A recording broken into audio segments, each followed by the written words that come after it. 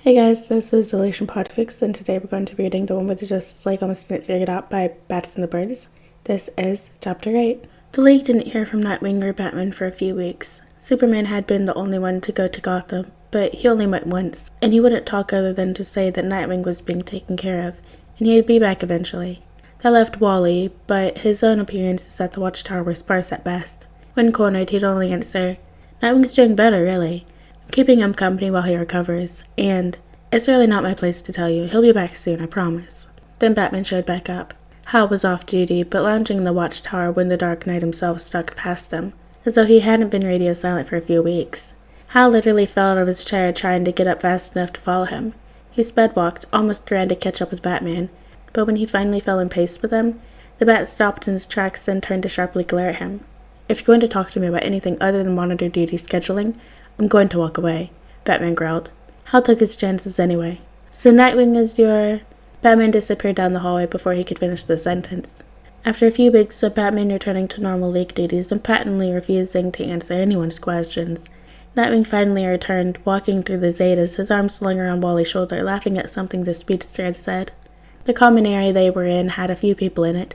Diana, Clark, and Batman were working on something to one side of the room, while Hal, Barry, Oliver, and Dinah played a card game in their off time. Any noise in the room immediately died down when Nightwing walked in, and all eyes turned to him, except for Batman, who just kept working on the holoscreen pulled up in front of him. Hey," Nightwing grinned, waving awkwardly. There were a few seconds of silence, then Diana broke it. "I'm so glad to see you've recovered from your injuries, Nightwing. We've all missed you." "Glad to be back," Nightwing nodded in her direction, and that was enough for the trio to turn back to their work. Nightwing and Wally tried to continue on, but Hal practically hissed at them in a stage whisper. "Psst! You're not escaping that easily. Get over here." Nightwing turned to look at him, and his mouth twisted into a crooked, mischievous grin. "The Bat's kept his mouth shut, has he?" Duh," Ollie said, throwing down his hand to the cards on the table in front of him. "Has that man ever been forthcoming with personal information?" "Not once in his life." Nightwing flounced over and sat on the couch adjacent to the card game, tucking his feet up so he sat crisscross. Wally sat next to him. "What do you want to know?" Everyone in the group stared at Nightwing for a moment as though trying to quantify him, or re-examine him in a new light. Hal could see that everyone was coming up empty. It was Ollie that finally built up the courage to ask, "Are you really Batman's son?" Nightwing's mouth twitched, trying to hold back a laugh. "Yes, although I have to admit I don't always phrase it like that out loud." "Did he, build you in a lab or something?" Hal asked, trying to conceptualize how Nightwing even came to be. He was too close in age to Batman, or at least what Hal guessed Batman's age was, for him to have been naturally conceived, and Hal didn't really want to consider that Batman had maybe just stolen him off the street. This actually did make Nightwing laugh, collapsing sideways against Wally. "What? No. Hal, I already told you I was adopted. I never actually lied to any of you about anything. I told Clark I have family in Gotham, and I do. I told you I was adopted, and I am." He shrugged. "I didn't even fully mean to deceive you. Before I got recruited, I assumed you guys knew about me. I've been doing this since I was 9. Dinah perked up at that, raising a concerned eyebrow at Nightwing. "Doing this, as in vigilantism?" Nightwing leaned back against the couch as though that were a normal thing for him to reveal about himself. "I've been fighting crime with B in Gotham since before the Justice League existed. Of course, I was Robin back then." General sounds of disbelief erupted through the group, summarized by Hal crying out, "Holy shit! Bats created a child soldier? I don't even know what to do with this information. Kid, how are you, functional? Growing up with bats as a guardian, I'm surprised you're not feral." Nightwing narrowed his eyes behind his mask, raising an eyebrow at Hal.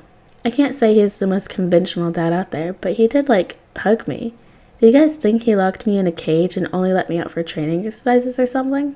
"No," Dinah tried to assure, but it was ruined by everyone else in the group immediately saying, "Yes."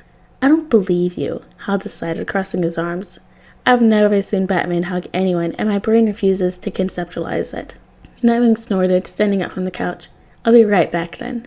Then, without a care in the world, he waltzed over to the Dark Knight, tapped him on the shoulder, and held out his arms for a hug. Batman looked unimpressed. "What are you doing?" "You know what I'm doing. Come on." "Why?" Batman huffed, sounding unmoved as ever. "Trying to prove something here. Come on, I know you want to." Batman sighed, but then, in a move that Hal's brain still refused to process, actually wrapped his arms around the younger hero, practically causing his cape to envelop him. Nightwing laughed and hugged back harder before pulling away.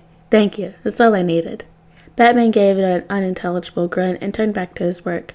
Superman, Hal noted, was looking a bit like he'd been exposed to some kryptonite as he watched as Nightwing swept back to the other group. Wonder Woman, to her credit, seemed unfazed. Point proven, Nightwing laughed, dropping back down on the couch. I did receive at least some love and affection in my formative years, though I can't attest to how functional I actually am as a person. You're functional, Wally said, just very, very weird sometimes.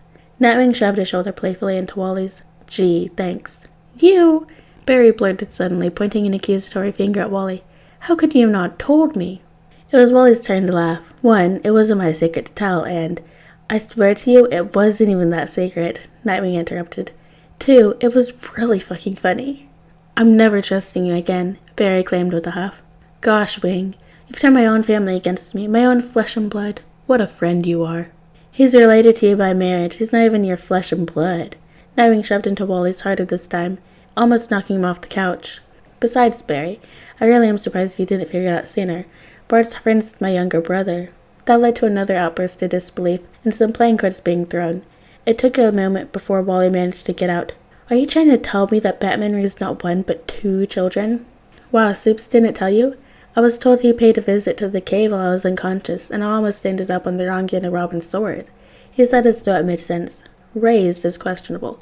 We're almost all strays, showed up at different ages. But I have. Nightwing actually counted on his fingers, like he was doing mental calculations in his head. 4 brothers, 1 sister, 1 pseudo-sister, and a family friend that I refuse to acknowledge as a pseudo-sister, because I dated her once, and that would be weird. The sounds of outrage that followed were nearly drowned out by Nightwing and Wally's laughter. When they got back to the cave, Dick still felt incredibly giddy, bounding ahead of Bruce and throwing himself into the chair at the back computer so hard that it spun around. B, this is the best day of my life. Glad you're amusing yourself with the incompetence of our teammates, Bruce mumbled, pulling back his cowl, but a small smile twitched across his mouth nonetheless. I hope you all know that they think you're some sort of emotionless, crime-fighting shadow demon. That's the point of the costume. Yeah, the whole I am vengeance, I am the night deal. Dick continued to idly spin himself in the chair. It wouldn't hurt for you to open up a little bit more, you know. They are your friends. They're my co-workers. They don't need to know about my personal life. Bruce came up and grabbed the back of his chair, stopping the spinning. If you don't call them your friends, that's a little sad, because it means you don't have any. Dick squirmed around in the chair, trying unsuccessfully to pry Bruce's fingers off. I have friends, Bruce claimed. Oh, really? Like who? The length of time it took for him to respond was an answer in itself. Leslie. Dr. Tompkins? She's your physician, B. You can only see her when one of us is almost dead. Gordon. He gives you information on the roof of the GCPD every few days, and you usually don't even stay for the entire conversation. Lucius. He works for you, doesn't count. Dick finally managed to get Bruce's hand off the back of the chair, and immediately he started spinning again. Bruce humphed and crossed his arms.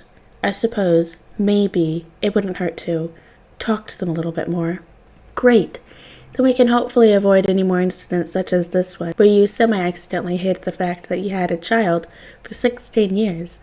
Besides, if they reacted like this to finding out about me, imagine how they're going to react when they find out you're Bruce Wayne. Alright guys, now that's the end of the one where the Justice League almost didn't figure it out by Bats and the Birds. I hope you guys liked it, and I'll see you next video.